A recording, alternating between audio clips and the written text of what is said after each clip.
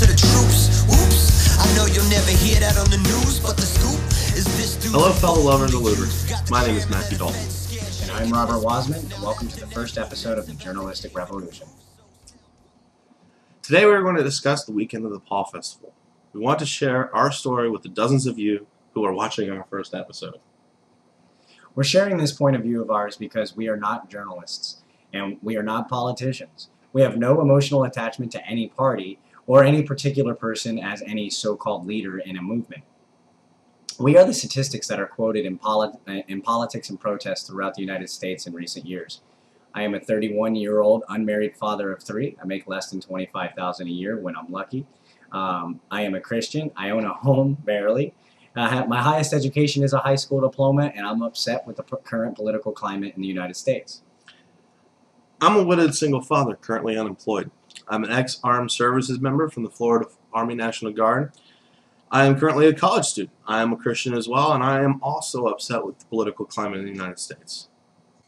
Last weekend, we both went to the Paul Festival, put together by hardworking activists and volunteers, many of whom we met and talked with.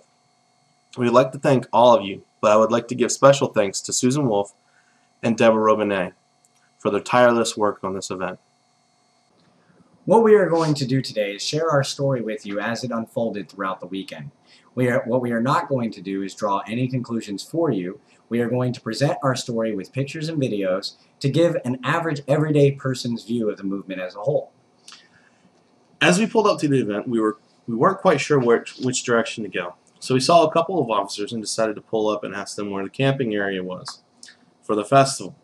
As we approached the officer, he rushed out of his car like he was upset we were pulling up to him. To show the officer that we were not a threat, I stuck my head out and told him that we were actually pulling up to speak with him. As I asked him where we were supposed to go, he seemed to calm down and politely told us where we were supposed to go and informed us to stay away from certain areas. We thanked him for his help and time and headed to the camping area. The camping area was decent, but we did notice that the hundreds, if not thousands of police officers took the drier, grassy areas for themselves and pushed the campsite to a muddier area, which at this time it was not yet raining. We set up the camp with ease, and others were soon to arrive after us. Here is a picture of Friday the 24th of our campsite. And here's a panoramic view of when others started to arrive as well. As the others arrived, the Michigan, Go Blue, and California Envoys camped on either side of us. We offered them water and welcomed them to Florida. They were an eclectic collection of different lovers of liberty, from older, more conservative Republicans, your run-of-the-mill hippies, punk rockers, and young college students. It was moving to see so many different types of people active in the message of liberty. Yeah, the diversity of everyone there was actually quite inspiring. One of the volunteers was nice enough to give us a ride and tells us on the way there to stay away from the police staging areas because, as rumor has it, they had shoot-to-kill orders for any trespassers over the property. We were never able to confirm this because I wasn't about to walk up to a staging area and ask an officer, but almost everyone else involved in the fest heard the same rumor. Getting in was easy, and security was courteous and professional. Vendors were outside the doors with hot dogs, sausages, which were delicious. Hells yeah. And donuts and burgers. Entering the building was vendors selling everything from Ron Paul t-shirts and swag to a free stress test for Dianetics. This image shows that there wasn't many attendees on Friday, but that makes sense, seeming that most people have to work on Friday. We decided to participate in free market capitalism and do some shopping around the vendor area. Immediately, we ran into none other than Adam Kokesh from Adam vs. the Man. Hi, Adam. We'll do double. And even though he was already busy trying to get his booth set up and being asked questions by other fans of liberty, he made sure to take time and at least thank them and explain that he will spend time with all of us and answer any questions we may have. After that, we bought some merchandise and mingled with the other attendees from all over the United States. We met lovers of liberty from all walks of life. Ex-neocons, ex-liberals, libertarians, minarchists, and small government conservatives, all of which were supporters of the ideals best explained by Ron Paul. All of us had different beliefs and ideas, but agreed that unless we were all free, then none of us are. There wasn't many speakers on Friday, but there was music and conversation galore.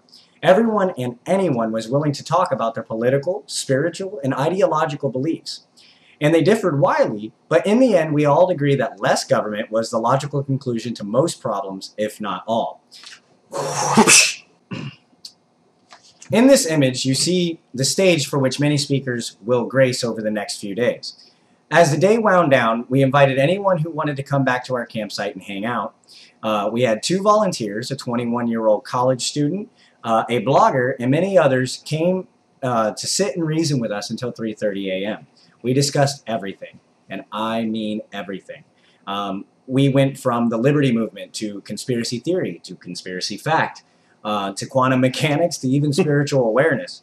We didn't always agree, but even though you were never to discuss politics or religion, there was never a harsh word or an insult even during the most contested debates. Not everyone has to agree, but we all love the diversity of ideas that freedom brings. The next morning, I offered rides to anyone who needed to go to the store to get breakfast. We arrived at the event around 11 a.m. and were happy to see that many more people were there to attend the next day. I would say that at the height of the festival, there had to be at least anywhere between 1,000 to 3,000 people in attendance. The first speech we saw was none other than Wayne Paul, Ron Paul's brother. The fringe element. Yeah, the fringe element. He gave a great speech on sound money and how we need to move back to the gold standard. The next one we caught was Lou Rockwell. Then Dr. Walter Block. Tom Woods. Peter Richter. Pastor Chuck Baldwin, my personal favorite. And Gary Johnson. Gary delivered a passionate speech about the future of the movement. But I'm going to be the only candidate that wants to stop foreign aid when we have poor people in this country giving foreign aid to rich people in other countries. He already had my vote if Paul didn't receive the nomination. Now, people at PaulFest were already abuzz with discontentment over Johnson's speech. Some were saying that he was trying to steal Ron Paul's votes. Now that we all know that Paul isn't the nominee, exactly what votes was he trying to steal? This is in essence a libertarian movement. Why people were upset with the libertarian candidate eludes me, and this discontentment was the beginning of more to come. Later that evening, while camping, we decided to hang out with fellow campers and ran into Adam Kokesh again. This time it was less formal when we were just talking and sharing a few drinks. Adam doesn't drink. While there, some of us got a picture message containing this image. So I pulled Adam aside to ask him about it. His response was, and I quote, "The movement is more important. I already told them I would not show up." These notices, though, had upset many inside the PaulFest, and it spawned a mini-movement of people that were upset that anyone who supported the movement as much as Adam has was to be banned. And I Am Adam Kokesh posters were made en masse. He was obviously moved by the gesture. The next morning, we woke up early to go to the Paul Unity Rally. One of the first things we noticed was the redesigned slogan of the Revolution image to the Republican image. Oh, the Republican image. As odd as it was a moot point at the time. As we spoke to people at the rally, we asked people if Paul doesn't get the nominee, who they would be voting for. We received answers from Romney to Obama, which is almost hypocritical, but to each their own. I must say that there was not a grassroots feeling to it. The whole thing felt more like a party than a political rally. It seemed to me like everyone there was there to pat each other on the back. Now, don't get me wrong, I am indebted to all of those who have sacrificed their time, energy, and money to do what they have done for the movement. But, like Ashley Ryan said at the rally, the battle was far from over. And the fight is far from over. For us to win this battle, there has to be unity in the movement. Rand Paul and others would love for us to unite underneath the Republican banner. I, for one, cannot. They have proven by alienating the Ron Paul movement that they only want our votes and not our opinions. If the Republicans want us to unite, it will be in the grassroots like it always has. Ron Paul spoke for an hour and a half. He touched on every issue that we hold dear, but it seemed like he wanted to say more. The fact that he went over his talk time by 45 minutes is indicative of my opinion.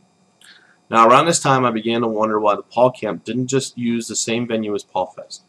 It could have easily held the 11,000 people who showed up. It even had a spillover area if it went larger. Why did the Paul camp plan an after party away from the Paul Fest? Now, I could speculate on why, but we won't here today. I just want to ask you the question. I want you to ask the questions for yourself. Why were there little to no emails from the Ron Paul camp in the last few months? Why did they separate themselves from the grassroots movement? Why did they change their logo? Why did they plan competing after parties? Why did Rand Paul say the point of the rally was to create solidarity between libertarians and Republicans? The divide was apparent when we arrived back at the Paul Fest. On Saturday, there was about 3,000 people at the Paul Fest. After the We Are the Future rally, there were only about 200 people at the Paul Fest. There were still many libertarian speakers at the Paul Fest, but everyone had gone to the after party. Peter Schiff took the stage, and I and Matt were standing there with Adam Kokesh when we heard Peter say that we should vote for Romney. He did go on to say that Romney was a horrible choice and Paul Ryan was far from conservative or libertarian. Still, vote for Romney? Really? Yeah, right. This is the man who's fought against us every move that we made legally in illegal ways. Then, the kick in the face, Peter Schiff shows Deborah Robinette a text message from Jesse Benton saying that we, the grassroots movement, were the fringe element. And here is the video. Looking back at my old text, this is what I got from Jesse.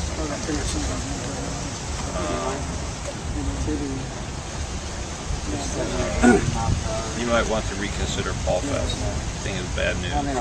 Why aren't you guys involved? I wrote it. Bad people organizing a big fringe element. You're hoping the event goes away. That's last I heard. Yeah, we got a bad rap. Our story ends with Adam Kokesh's speech. He gave a rousing speech about the question on everyone's mind. What happens next? And in the words of Adam, if you are asking what comes next, you're asking the wrong question. and I agree with him. With everything we the people have built, with what we have forced the establishment's hand to do, with every liberty-minded person in positions of power in the Republican Party, how can you ask what comes next? We know what comes next. Humanity marches on. The movement is not dependent on any one man, but all of us. And this brings us to the point of our show. We aren't here to tell you what to do. But if we know where and what the problems are, why are we only using politics as a tool? Yeah, politics are a big part of the problem, but what about the media? What about the accountability of law enforcement? Corporate corruption? The division of Group A or Group B's rights? These are all fronts on an ideological war. What we are hoping for is a revolution of all of these fronts. Start news blogs or web shows like us here at the Journalistic Revolution, and make the mainstream media irrelevant. With cell phones and cameras today, there is no reason whatsoever that every single time a cop pulls you over, or when you see a cop overstepping the bounds of his office, that you don't pull over and make sure it's recorded. If you work for a corporation that is corrupt, take pictures, take videos of all of their crimes. If you have a gay, black, or civilly oppressed friend who votes Republican or Democrat, teach them that we are fighting for their rights as well. This movement isn't about me or Matt. It's about you. It's about all of us. Teach everyone that you meet that unless we are all free, then none of us are. Welcome to the Journalistic Revolution. Live free now. God, I hope we get better at this. Oh God, please.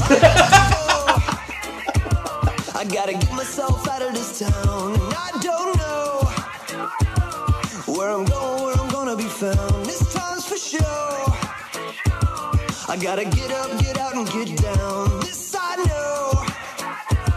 I'm sick of waiting lately, laying around.